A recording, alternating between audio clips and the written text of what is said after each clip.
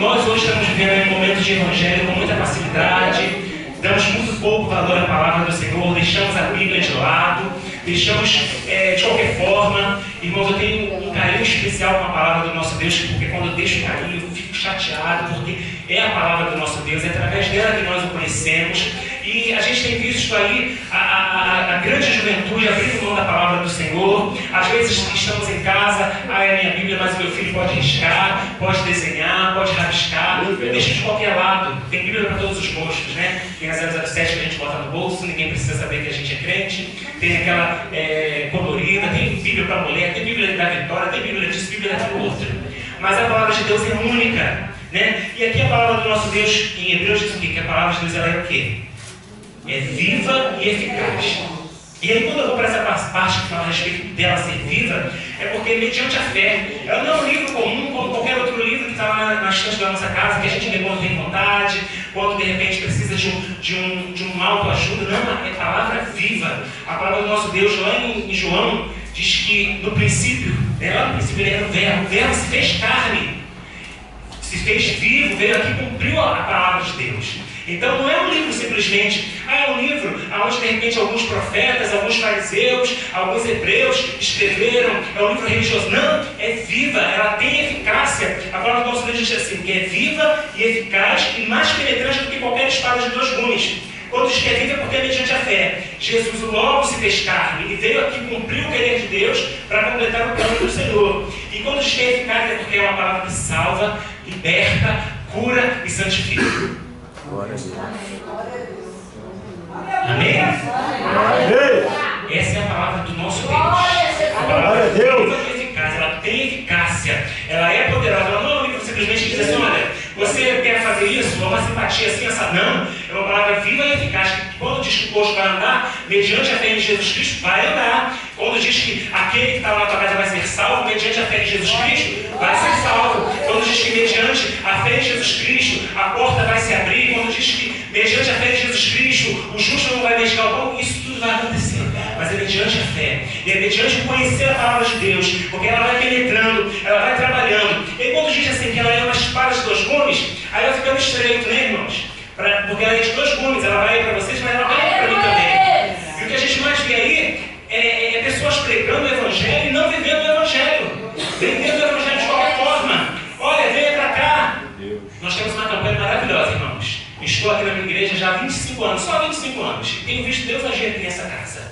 Tá? Eu não sou contra a campanha, mas a gente vê aí campanhas sendo feitas, onde as pessoas até vêm aqui, vêm 10 vezes, 21 vezes, que você vai ficar rico, você vai conseguir isso, aquilo, outro. Mas o mais importante, que é a salvação da alma, é conhecer Jesus Cristo, não é pregado.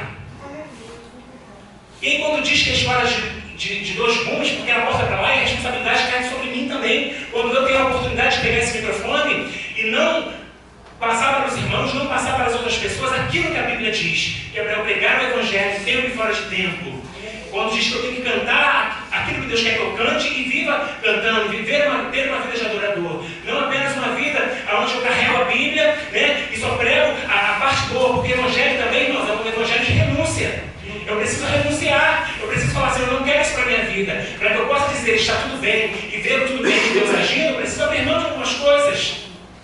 Eu preciso entrar no querer do Senhor. E essa palavra vai ser viva e eficaz quando eu realmente fizer isso. Quando eu falo assim, Senhor, viva em mim. Aquilo que agora eu vivo, eu não quero mais viver, mas viva o Senhor em mim. Eu realmente tomo essa palavra de Paulo para a minha vida. E ele é penetrante, irmãos. O interessante é isso. A irmã Maria José falou aqui que Deus queria que ela preparou alguma coisa e o Senhor deu para ela outra coisa. Porque é essa palavra que penetra, é essa palavra que vai até a divisão da alma, da medula, e fala assim, olha, o alimento que eu tenho para a minha igreja é esse, o que eu tenho para esse é aquilo outro, e não aquilo que você quer. Hoje a gente vê aí, irmãos, pessoas preparando esboços, né? E quando chegam no altar, falam assim, eu sou PhD nisso, eu sou teólogo naquilo outro, eu já preguei não sei aonde, já preguei em Israel. Mas o viver Cristo, cadê o viver Cristo? Cadê o ir lá buscar as almas? Cadê o dar o testemunho? Eu ainda vou entrar nessa parte aqui lá da doença sunamita, tá?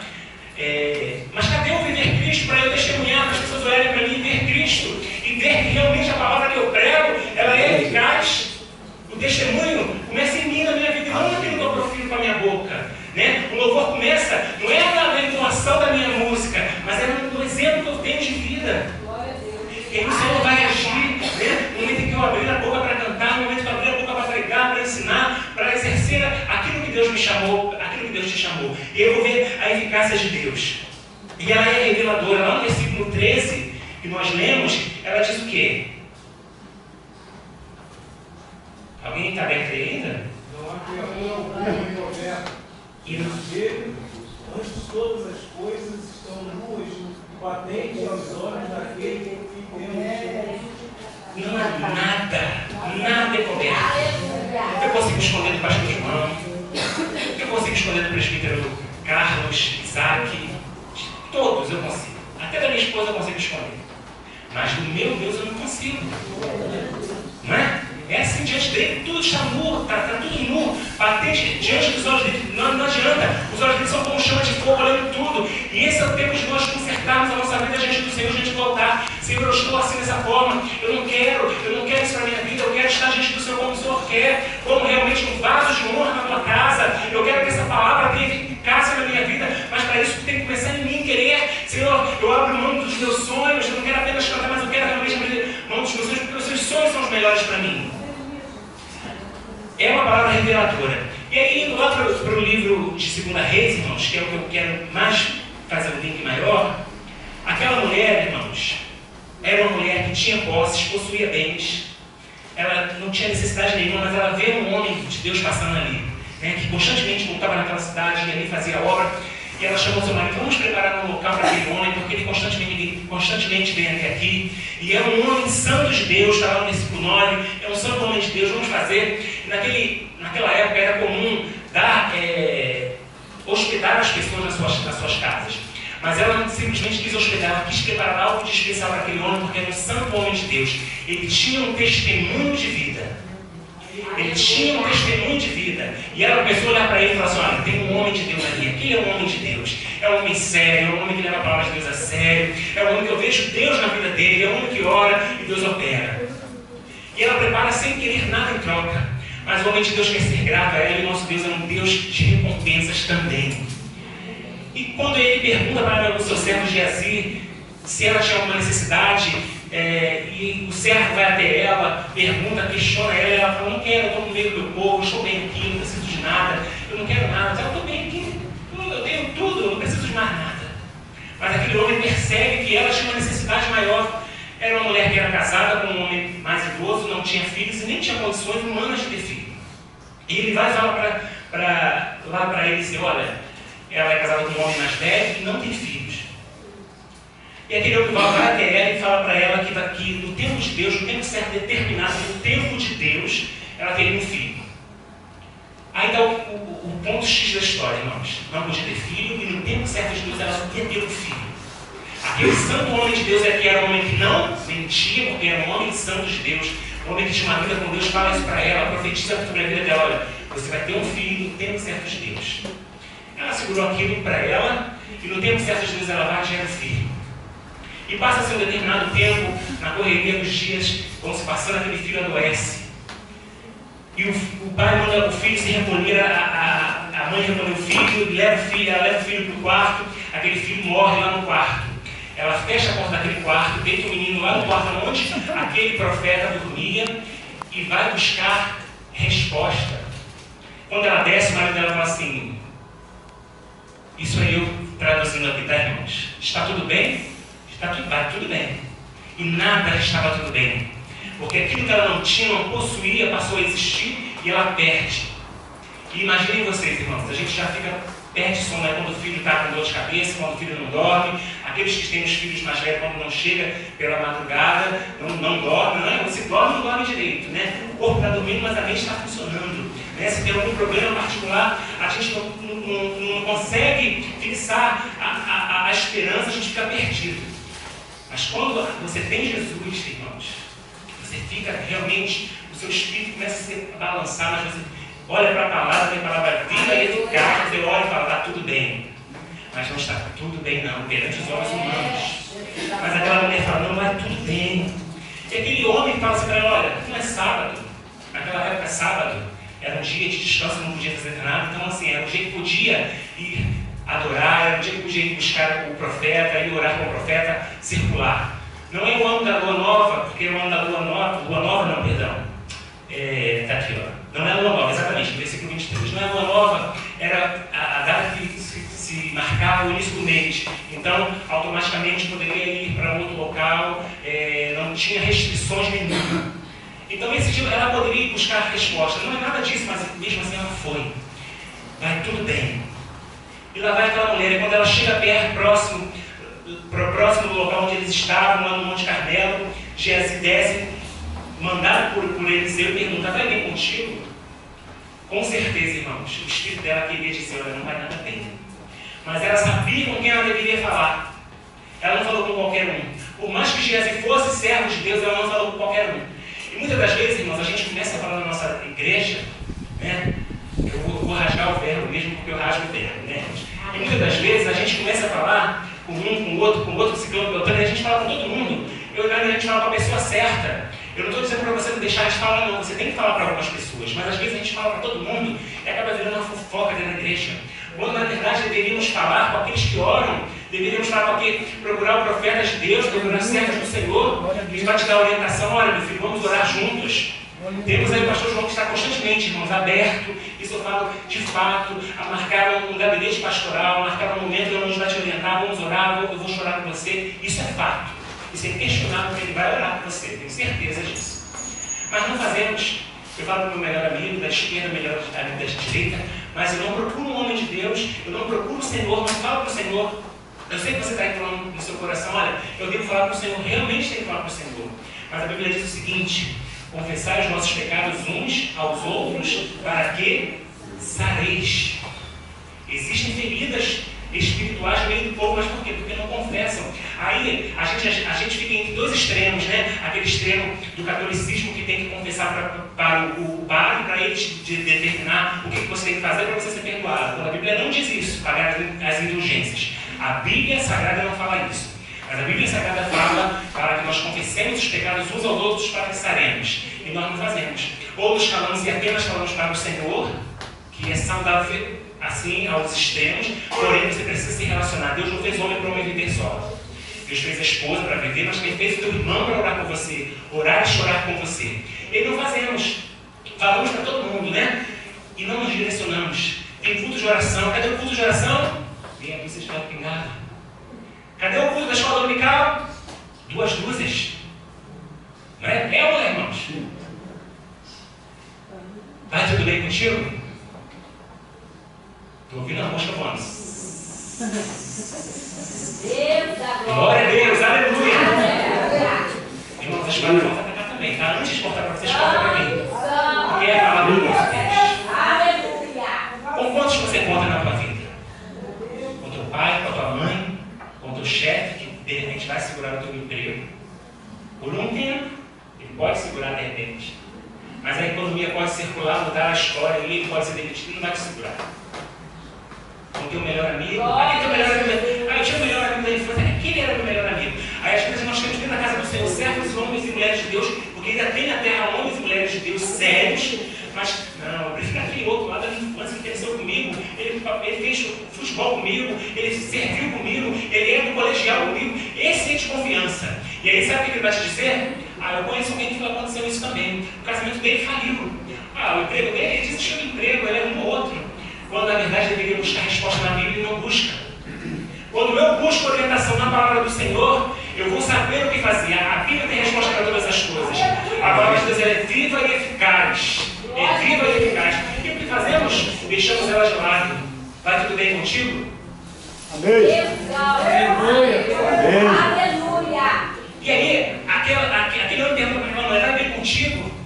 E aí a gente pode generalizar várias coisas, né, irmãos? O bem emocional, o bem físico, o bem emotivo, o bem financeiro, o bem emocional, seja o que for. Vai bem contigo? Aquela mulher deveria estar conturbada. O único filho dela que ela tinha, e provavelmente, deduzindo pela Bíblia, pelo fato dela ter carregado ele para o quarto era na parte de cima, a gente vai ser uma criança ainda, para ela poder levar ele para a cama. Imagine vocês aí perder um bebê, perder uma criança, perder um ente querido já indolorido. Quanto mais um único filho e pequeno. Não tem nem tempo de viver. dizer, vai tudo bem. Eu creio que ela passou a conhecer a palavra do Senhor e disse assim, eu creio na palavra do Senhor. E aí, você vai dizer assim para mim, mas ela foi atrás do profeta. Ela falou, sabe por quê? Ela cria no poder da oração do justo. A oração de um justo pode enriquecer os seus dentes, vai mudar o quadro. Mas porque está baseado na palavra, eu preciso aprender a orar. Como é que eu tenho orado? Oração não é uma reza, irmãos. A gente vai aí fora, e vai em outras religiões, várias religiões, ela assim, ora assim, Pai querido, seja feita a tua vontade. Aí você vai atrás e passa aquelas correntes. Tem crente hoje, irmãos, porque eu recebo, tá? De ninguém que está aqui. Passando corrente no trabalho. Olha, se você passar essa corrente para não sei quantas pessoas, você vai conseguir isso. E crente passando, crente que está passando uma corrente de oração e não é uma corrente de oração. Vai tudo bem contigo? Vai bem com o teu marido? Irmãos, o marido dela percebe que o filho está doente, com dor na cabeça, e manda. Deixa ele, vamos prestar aqui, segura aqui. Vai bem com o teu marido dela. Provavelmente, os homens é que davam a última palavra, a primeira e a última. E aí aquela mulher se agarra na palavra do Senhor, não tem marido que vai me segurar. Eu não sei para você se revelar para os outros, mas para você se agarrar a palavra do Senhor, porque quando Deus vai mandar ela aí, com certeza Deus já trabalhou no coração dele. E nós vemos aqui quantas mulheres se revelando contra o marido dentro de casa. Não dando testemunho de vida, como que eu vou conseguir ganhar ele para Jesus? Eu não vou ganhar ele para Jesus se Deus não estiver trabalhando lá, irmãos. Mas só vou ouvir se estiver no coração de Deus e na vontade do Senhor. Mas aquela mulher falou assim, vai tudo bem. E quando ela disse vai tudo bem, aquele homem descansou. Ele descansou porque ele se segurou naquela palavra, vai tudo bem com meu filho. Qual o pai que ia ficar em desespero se aquela mulher não fosse sábia? Ele falasse assim, olha, ele estava lá, ó, queimando em febre, ele apagou. Ele não ia segurar, não deixava ali não, ia começar o chororô, ia começar a carregar ali, desesperado. Mas ela creu que ia tudo bem, falou para o marido se descansou nela, tá? Aí aqui, irmãos, diz assim, vai bem com teu filho? E ela disse, chegou na parte final, né, irmãos? Não ia bem com ela, o marido não sabia da situação, não estava tão firme na fé. Ele vai bem com teu filho? E ela disse, vai tudo bem. Eu não sei como tem passado a tua casa, como tem passado o teu marido, o teu filho, mas eu quero dizer para você, profira palavras abençoadoras, vai tudo bem. Ainda que esteja pegando fogo, irmãos, no arraial, às vezes a nossa casa está assim, virada de cabeça para baixo. Cantamos aqui, está sofrendo louve, está chorando louve. Será que temos louvado mesmo ao Senhor? Louve, adora o Senhor, porque é no meio da adoração, é no meio da que você vai proferir, que vai acontecer. Irmãos, estamos perdendo a essência da palavra. Lá no princípio Deus disse assim, haja luz e houve luz. Jó falou o quê? Eu creio que o meu Deus vai se levantar. E no tempo certo, porque os homens estavam dizendo para ele, amaldiçoa esse Deus e morre. Mas ele cria no Deus poderoso, ele cria na palavra, ele cria que é tudo bem. E às vezes a gente olha para a nossa casa e não está nada bem, O resultado médico não está dizendo que vai tudo bem. Eu posso dizer para vocês, sabe por quê, irmãos? Porque eu já passei por isso. Eu não vou dizer para você o que eu não passei, não, irmãos. Mas eu vou te dizer o que eu já passei. O médico dizer assim, não vai nada bem. O exame está aqui assim, assado, é impossível. Mas eu crio no Deus que poderia curar, poderia da história. A minha casa Deus está ungido. A família vai tudo bem? Não ia tudo bem. Alguns próximos aqui sabem que na minha casa não ia nada bem. Era o meu pai que hoje está congregando aqui na igreja, foi levantada diácono, mas constantemente botava fogo no sofá, expulsava a crente da minha casa, rasgava a Bíblia, agredia os filhos. A história foi mudada, irmão, mas sabe por quê? Havia um povo ali que dobrava os joelhos e falava assim, vai tudo bem. Ainda que tudo isso aconteça, eu vou continuar. Eu decidi adorar ao Senhor. Eu e minha casa serviremos ao Senhor. E aí a gente vê, irmãos, as pessoas mudando o rumo da história, vendo o arraial pegando fogo. Eu, ao invés de correr para a casa do Senhor para orar, para adorar, para comprar a Bíblia junto com o irmão, não, estou fora. Eu recebi um conselho de um amigo que já viu essa história acontecer. E o que nós mais estamos vivendo e vendo é o mundo entrando dentro da igreja. Ao invés da igreja influenciar lá fora, as pessoas olharem e falam assim, olha, ali tem um exemplo de família saudável, de vida onde eu vejo Deus manifestar. Mas não, a gente traz tudo para dentro, a gente não quer mais saber o que Deus quer para nós.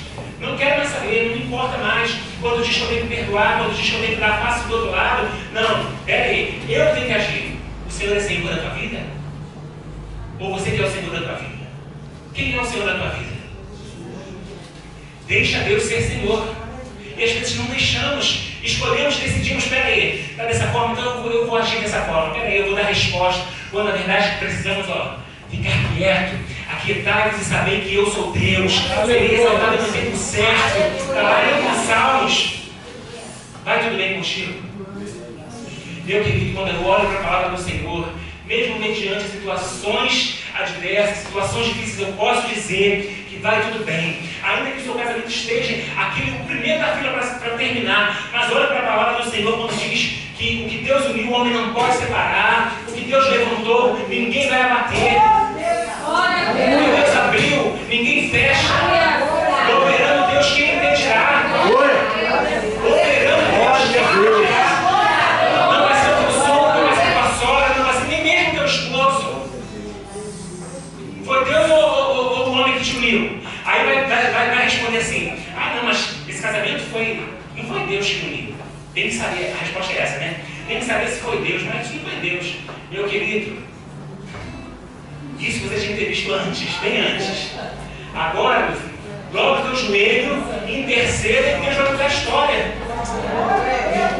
Temos vivido um evangelho de muita facilidade, né, irmãos? Abre mão do teu casamento, abre mão do teu filho, é teu emprego, cai fora, irmãos. A Bíblia diz até o seguinte pra gente, pra mim, não é para os gentios não. Aquele que não trabalha, diz o quê?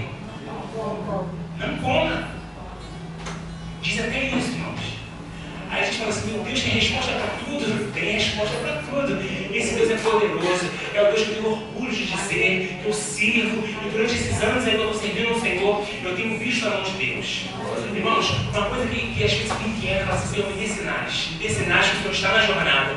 E Deus ele dá sinal claro para a gente. Eu não posso apenas ficar vivendo o testemunho da minha irmã querida aqui. Eu tenho que ver Deus agir na minha vida.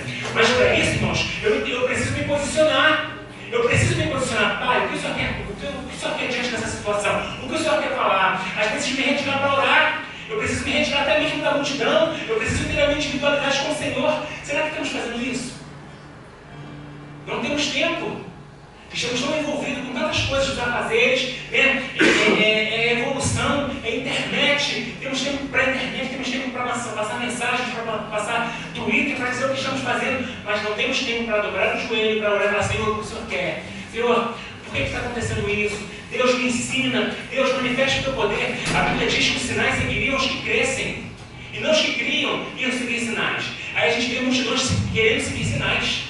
Eu estava comentando com a minha sogra que a gente está vendo aí o grande movimento da Jornada Mundial da Juventude, né?